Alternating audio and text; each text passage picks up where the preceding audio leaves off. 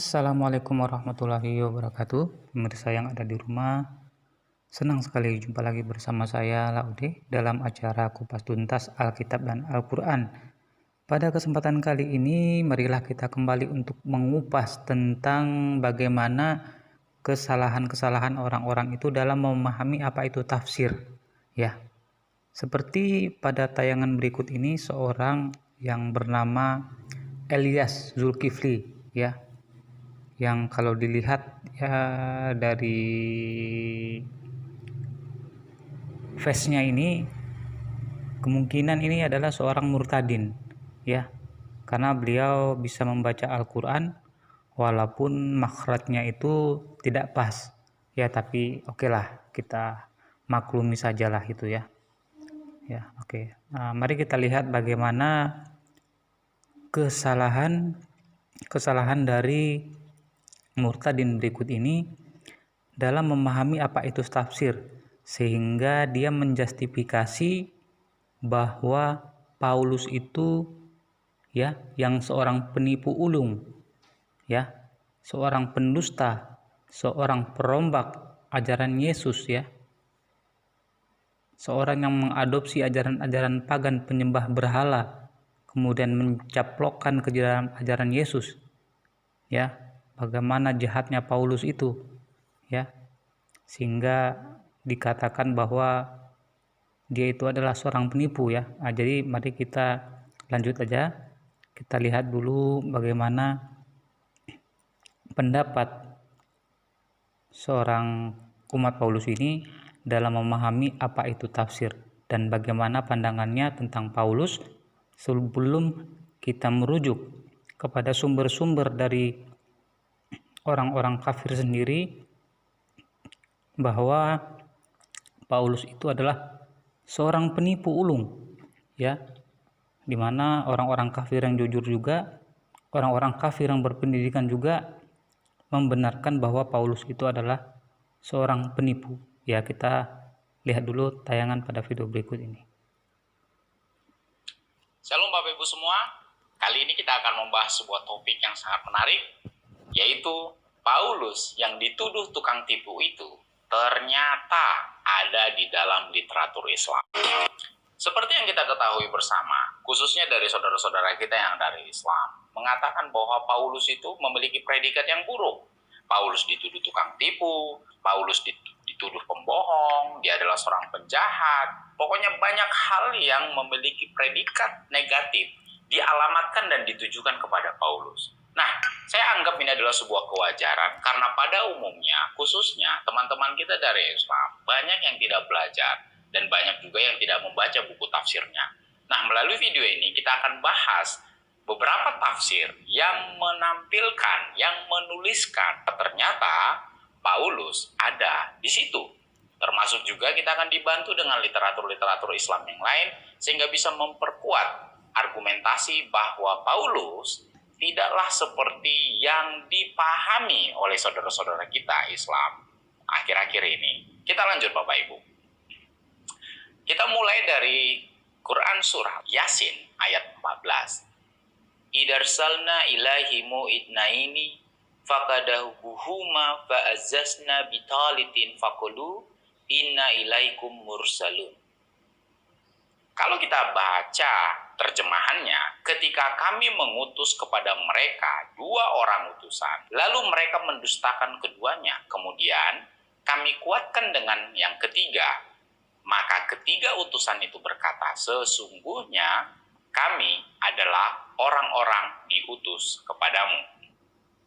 Nah, pemirsa di rumah sudah jelas ya, bahwa di dalam ayat tersebut tidak tertulis nama Paulus, tidak disebutkan Paulus, ya, tetapi hanya kedua orang, ya, yang diutus kepada suatu kaum dan kemudian dikuatkan dengan utusan yang ketiga. Tetapi di dalam Al-Quran tidak menyebutkan siapa nama orang-orang itu, ya. Ya, mari kita lanjut. Adapun literatur Islam yang saya gunakan ini adalah Tafsir Ibnu Katsir jilid 6. Kalau kita lihat Bapak Ibu, bagaimana isinya? Dijelaskan di sini bahwa dua utusan yang pertama itu dikatakan pergi ke sebuah kota yang bernama Antioquia. Nah, teman-teman kita, sahabat-sahabat saya, saudara-saudara saya yang dari Kristen pasti pernah mendengar kata Antioquia. Ini bukan suatu kota yang asing bagi orang Kristen tentunya. Nah, di sini langsung kita lihat saja Bapak Ibu. Dijelaskan di situ Ibnu Abbas, Ka'ab al-Ahbar dan Wahb bin Munabbi berkata yaitu kota Antioquia. Nah, dijelaskan lagi Ikrimah, Qatadah dan Az-Zuhri bahwa itu adalah negeri Antioquia. Jadi ada kata Antioquia sebagai kata kuncinya. Oke, baik pemirsa ya, kita sudah lihat bahwa di dalam literatur tafsir, khususnya yang dikutip oleh Ibnu Katsir dan At-Tabari, di situ dikatakan ada dua orang, ya, yaitu Wahab bin Munabbih dan Ka'ab al-Akbar. Kita bisa lihat siapa orang-orang itu, siapa kedua orang itu. Kedua orang itu adalah sebelumnya seorang ahli kitab, yaitu ahli kitab dari orang-orang Kristen yang kemudian masuk Islam. Jadi ketika dikutip oleh At-Tabari dan Ibnu Katsir dalam tafsirnya, ya, mereka itu bisa dipahami mengapa memasukkan nama Bulus atau Paulus di dalam literatur tafsir mereka. Jadi itu bisa dipahami karena mereka itu mengutip dari ahli kitab yang baru masuk Islam, yaitu Ka'ab al-Akbar dan Wahab bin Munabbih, di mana bisa saja Ibnu Katsir itu terpengaruh oleh kedua orang tersebut, yaitu Ka'ab al-Akbar dan Wahab bin Munabbih, ketika Ibnu Katsir menuliskan tafsirnya, ya, sehingga beliau memasukkan nama Bulus atau Paulus di dalam tafsirnya. Tetapi sekali lagi tidak pernah ada nama si penyesat Paulus di dalam Al-Qur'an itu. Ya, jadi ketika Ibnu Katsir itu tidak tahu bahwa Paulus itu adalah seorang penipu, ya, begitu juga At-Tabari, kita bisa memaklumi karena mereka itu adalah bukan seorang yang mempelajari tentang Paulus. Ya, mereka juga tidak tahu tentang Alkitab itu apa, ya. Mereka juga tidak tahu bahwa Alkitab itu sudah mengalami kehancuran, ya, di mana kehancuran yang dikabarkan oleh Al-Qur'an di dalam surat kedua ayat 79 itu hanya diketahui oleh Ibnu Katsir dan mufasir-mufasir lain, tetapi para mufasir itu tidak berangkat lebih jauh lagi untuk mempelajari tentang kehancuran Alkitab, Perjanjian Lama dan Perjanjian Baru, ya, karena mereka ya mungkin tidak tertarik, ya, atau saja mungkin tidak terlalu ingin mempelajari tentang kristologi, ya. Jadi ketika mereka memasukkan nama Paulus, yaitu bisa saja dipahami, ya. Kita lanjut. Nah, ini akan menjadi sesuatu yang mengejutkan buat kita. Berdasarkan tafsir Quran juga yang saya singgung di video sebelumnya, kita menggunakan tafsir At-Tabari. Nah, dijelaskan di situ adalah negeri Antioquia.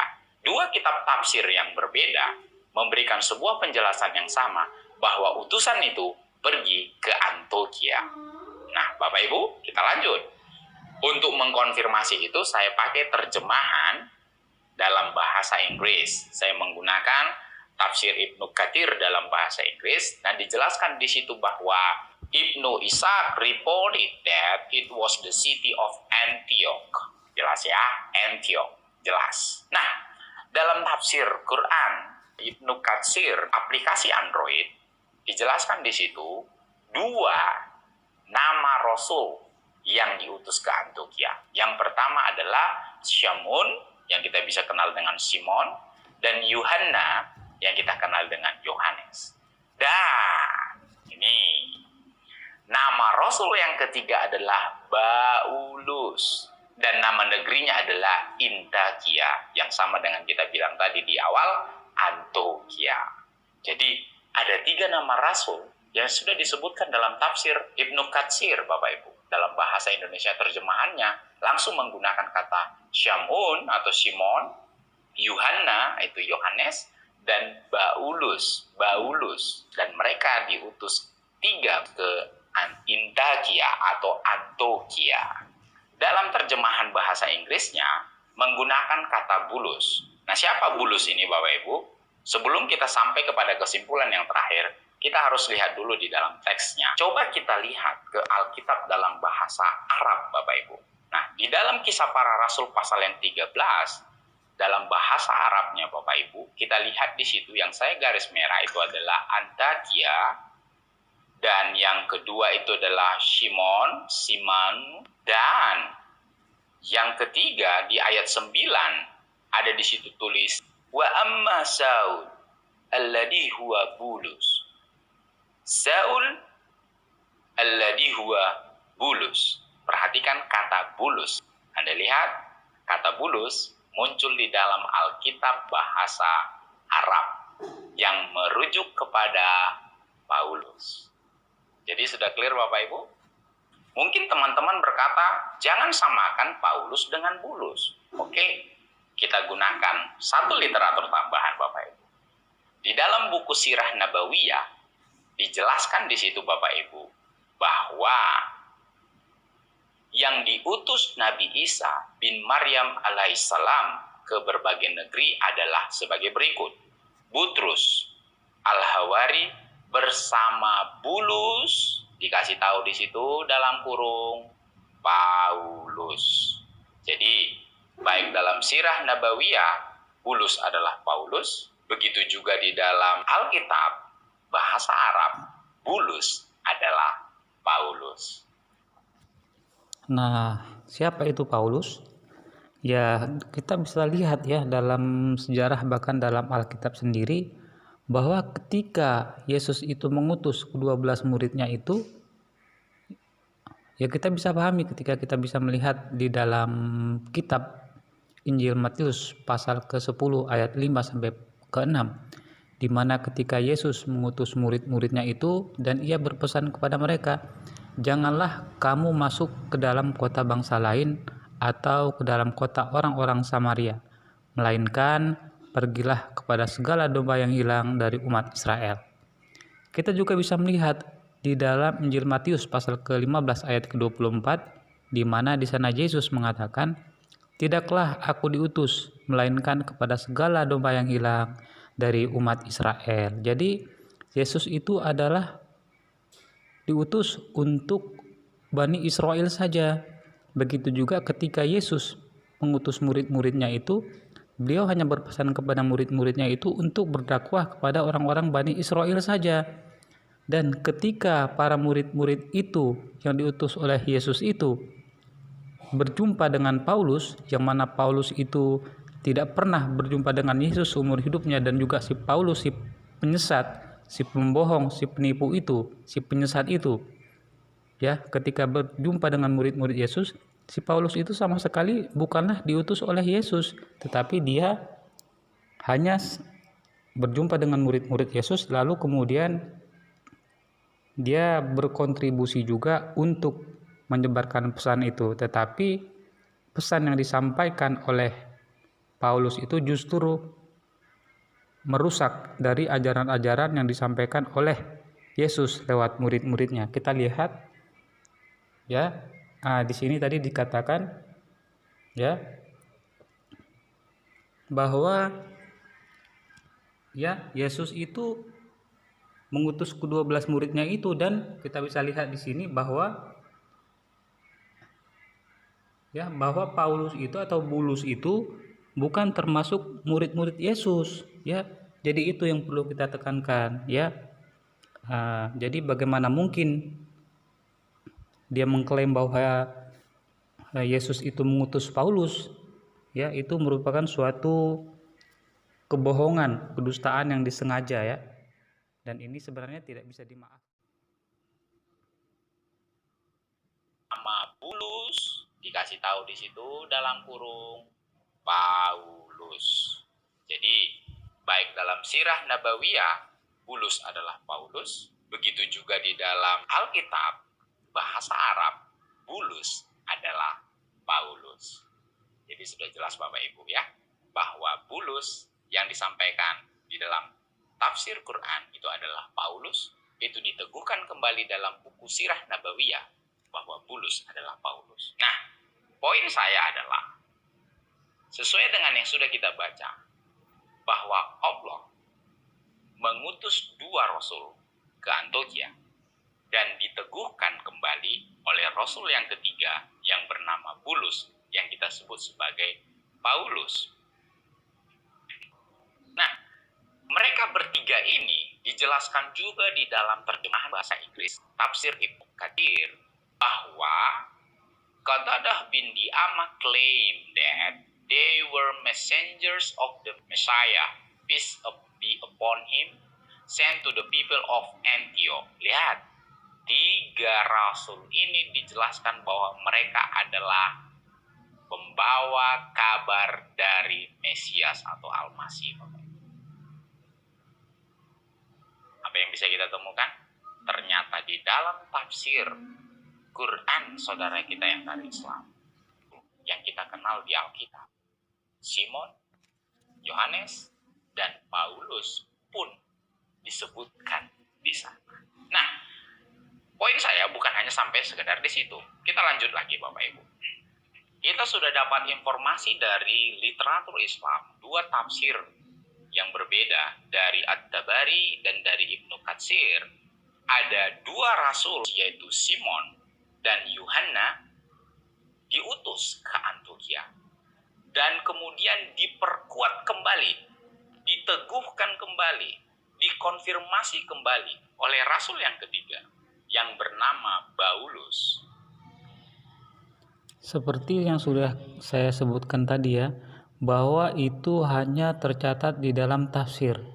Al-Quran sama sekali tidak pernah menyinggung-nyinggung tokoh si penyesat Paulus itu ya.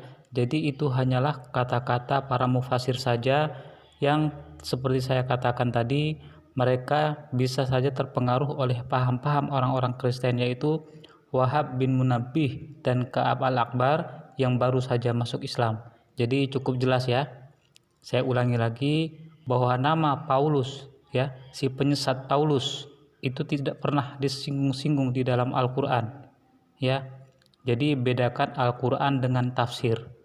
Jadi inilah kecelakaan bagi umat-umat Paulus, gagal paham dalam memahami apa itu Quran. Ya. Itu kesalahan dan kecelakaan besar bagi mereka. Mengapa hanya melihat kedua tafsir saja, yaitu Ibnu Katsir dan At-Tabari? Mengapa tidak melihat tafsir-tafsir yang lain seperti Jalalain, Al-Misbah, ya, Al-Azhar dan lain-lain sebagainya? Banyak, terdapat ratusan atau mungkin bahkan ribuan tafsir di dalam literatur Islam itu yang hanya mengupas tentang tafsir Quran saja, ya.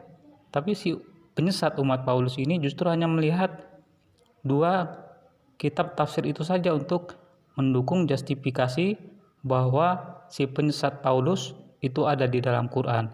Jadi sungguh sangat menyedihkan ya. Jadi ini bagi umat Islam juga kita harus paham. Jadi model-model seperti ini justru sekarang sudah menjamur di kalangan umat Paulus yang secara terang-terangan menyesatkan umat-umat Islam di bumi pertiwi Indonesia ini. Karena memang di Indonesia inilah justru umat Islam yang memang sebagai mayoritas, tetapi sayangnya umat mayoritas di Indonesia ini tidak memahami Al-Qur'annya sendiri. Ya, jadi dengan adanya penyesat-penyesat yang semakin berkembang pak jamur ini, hendaknya membuat atau menyadarkan kita bahwa kebenaran itu datangnya dari Tuhan, yaitu Al-Quran. Maka janganlah kita termasuk orang-orang yang ragu-ragu. Ya, jadi kita juga harus pahami tentang tafsir Quran agar jangan sampai kita menjadi sesat seperti hal-halnya umat-umat Paulus ini. Ya, kita lanjut. Ke Antioquia. Nah, poinnya yang mau saya sampaikan adalah begini Bapak Ibu. Kalau Allah mengutus Bulus dan dikatakan oleh orang Islam bahwa Bulus atau Paulus itu adalah seorang penipu, berarti dengan kata lain Allah mengutus seorang penipu.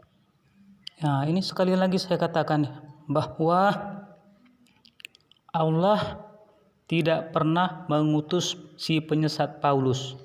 Ya, jadi tidak pernah ada nama Paulus di dalam Al-Quran itu. Demi Allah yang menciptakan Yesus dan seluruh manusia di muka bumi ini, jika ada satu kata saja nama Paulus di dalam Al-Quran, ya, maka saksikanlah wahai umat Paulus, ya, atau Anda sendiri wahai si penyesat, ya, Elias Zulkifli, ya, saksikanlah jika ada satu saja nama Paulus di dalam Al-Quran, maka saksikanlah demi Allah, maka saya akan bersedia untuk meminum air kencing Anda itu selama 1 tahun penuh. Ya, jadi ini yang harus Anda perhatikan. Ini tantangan dari saya. Kita lanjut. Dan Allah membenarkan, meneguhkan seorang penipu. Hati-hati Bapak Ibu. Ketika kita mengatakan bahwa Paulus adalah seorang penipu, itu sama juga dengan mengatakan bahwa Allah. Anda jawab sendiri. Yaitu karena Anda sendiri tidak paham tentang tafsir itu apa, ilmu tafsir itu apa. Anda sendiri tidak memahami Al-Quran, ya. Ya, jadi inilah kecelakaan besar bagi umat-umat Paulus itu, ya. Nah, saya mengajukan pertanyaan itu supaya itu membuka wawasan, membuka pikiran kita Bapak Ibu, tidak langsung kita menuduh tanpa memahami literatur. Karena akan sangat disayangkan sekali mengatakan sebuah tokoh dengan predikat yang buruk tanpa memahami dari teks kita sendiri bahwa sebenarnya tidak seburuk yang kita bayangkan. Nah, ini yang berbahaya. Banyak saudara-saudara kita yang memiliki pemahaman yang kurang tepat terhadap seseorang yang bernama Paulus karena didasari tidak membaca tafsir atau mungkin tidak belajar yang sesungguhnya seperti apa dalam literatur Islam. Anda sendiri yang tidak belajar, ya. Ya, saudara Elias Zulkifli, Anda sendiri yang tidak mau belajar. Ya, bagaimana si penyesat Paulus ini digambarkan oleh cendekiawan kafir, ya, yang justru lebih banyak mempelajari tentang bagaimana si penyesat Paulus itu, ya. Ya, ini di bawah ini saya lampirkan, ya, beberapa referensi yang bisa Anda rujuk, ya, bahwa Paulus itu adalah penipu, si penyesat. Bagaimana ajaran-ajaran Yesus itu dirombak dan dipotong-potong oleh si penyesat Paulus itu, yang kepalanya botak itu, ya.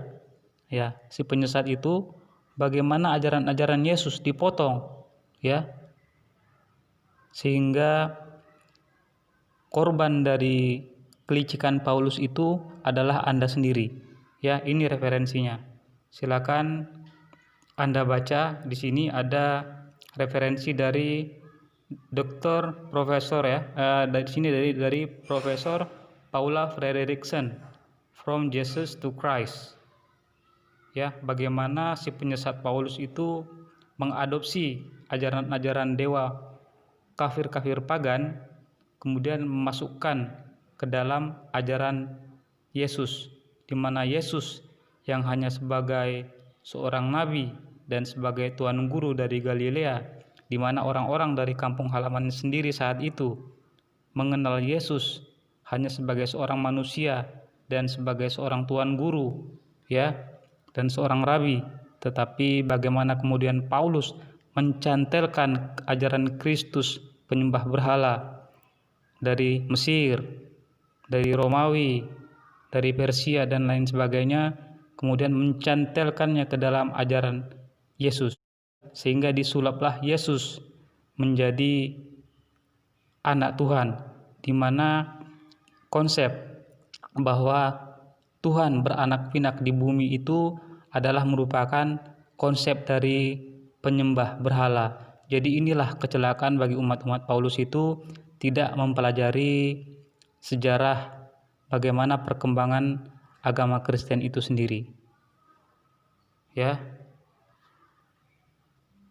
Nah, kita lanjut. Kalau kita katakan Paulus adalah seorang penipu, berarti yang mengutus itu juga, jika kita katakan bahwa Paulus adalah seorang penipu dan itu diteguhkan oleh Allah, berarti Allah yang mengutus Paulus yang penipu itu bisa disebut juga sebagai, silakan. Anda sendiri yang tidak paham apa itu tafsir. Jadi jangan secara sembrono, secara membabi buta, tanpa berpikir Anda mengatakan bahwa Allah mengutus Paulus di dalam Al-Quran. Jadi Anda itu harus pahami apa itu tafsir. Buka Kamus Besar Bahasa Indonesia. Ini di bawah sini sudah saya jelaskan ya, bahwa tafsir menurut Kamus Besar Bahasa Indonesia itu adalah keterangan atau penjelasan tentang ayat-ayat Al-Quran agar maksudnya lebih mudah difahami. Jadi dalam hal ini adalah Al-Quran, yaitu tafsir Al-Quran. Ada berbagai macam tafsir, tapi kita merujuk pada tafsir Ibnu Katsir dan tafsir At-Tabari, ya, agar ini cocok seperti yang Anda rujuk di dalam tafsir. Kedua tafsir tersebut untuk menjustifikasi bahwa Paulus itu diutus oleh Allah. Jadi ini kecelakaan bagi Anda ya.